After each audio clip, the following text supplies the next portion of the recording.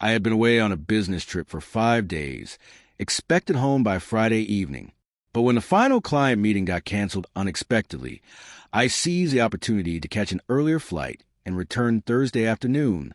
I thought it would be a sweet surprise for my wife. We hadn't shared real time together in weeks, maybe longer. I missed her deeply.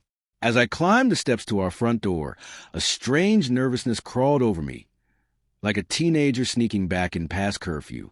I hadn't told her I was coming home early. I wanted it to feel spontaneous, romantic even. I imagined the way she'd light up when she saw me, arms thrown around my neck, a kiss at the door, maybe more, a warm embrace to break the chill that had crept into our marriage. That's the kind of moment I thought we needed. That's the kind of man I still wanted to be for her. But when I unlocked the door and stepped inside, silence greeted me. No music playing, no television hum, not even the rustle of movement. Just stillness.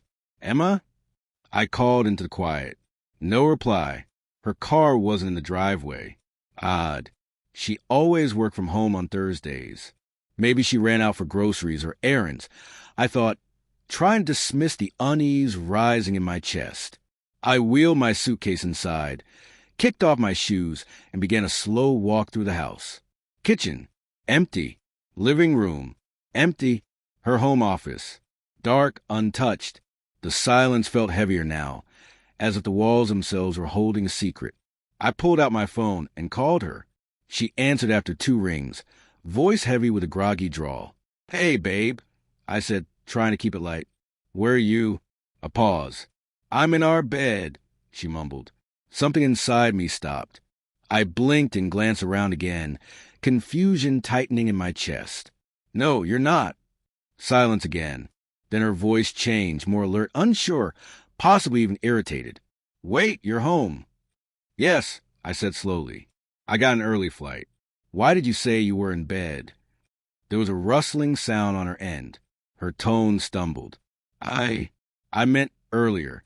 I was napping. I must have said it without thinking. I'm at a friend's place now." The shift in her voice made my stomach twist. It was subtle, but I knew her too well. Something didn't sit right. "Whose place?" I asked. She hesitated. Sophie's. You don't know her. She's new. From yoga." Emma had never been a good liar. "I'll wait here," I said quietly. "Come home." She didn't respond right away. Then a soft, reluctant, "Okay, I'll be there soon." I hung up, sank down on the couch, and stared at nothing. My thoughts spun. I tried to convince myself it was innocent. Maybe she had panicked because I caught her off guard. Maybe Sophie was real. Maybe everything would make sense once she walked through that door. Still, something was wrong. I climbed the stairs, telling myself I just needed to see for myself. Our bed was made neatly, nothing out of place, until I turned and noticed a nightstand. 2 wine glasses. One still had a smudge of lipstick. And on the dresser, a man's watch. It wasn't mine. I picked it up, and on the back, a small engraving read, "To D, from me." My heart thundered. Emma had no idea I would be home today. That much was obvious. Whoever D was, he had been here recently. Maybe still was. I moved fast, checking the back door. Locked. Garage, secure.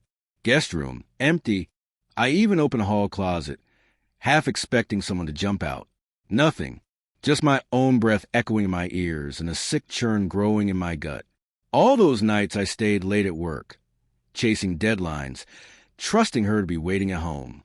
All the times I asked if something was wrong, if we were okay, and she brushed it off, said I was overthinking, being insecure. Turns out I wasn't paranoid. I was just trusting the wrong person. 20 minutes later, I heard her car pull into the driveway. I didn't move.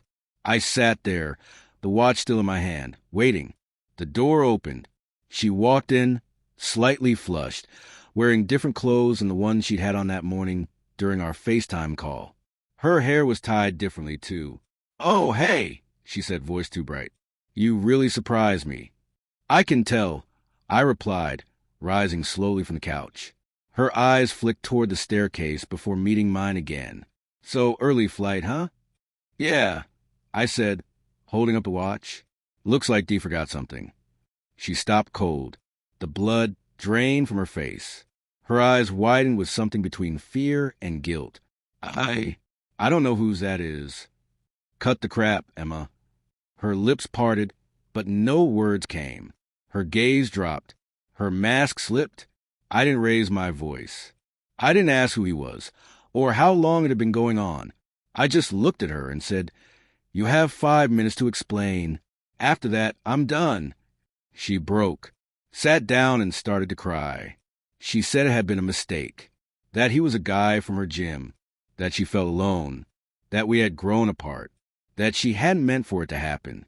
All the cliches, all the rehearsed excuses. I didn't interrupt. I let her speak, but with every word, something inside me cracked open and emptied. The woman I had loved, the life I thought we'd been building together. All started to feel like fiction, a well-decorated lie. I wasn't angry, not in the way I expected. I was hollow. When she finished, I walked upstairs and packed a bag. She followed me, sobbing, pleading, but I didn't turn around. "I'll be staying with my brother," I said flatly. The door opened. I stepped out. She reached for me, her voice breaking, but I kept walking. The next morning, I filed for divorce. Not because I stopped loving her, but because I finally remembered how to love myself more.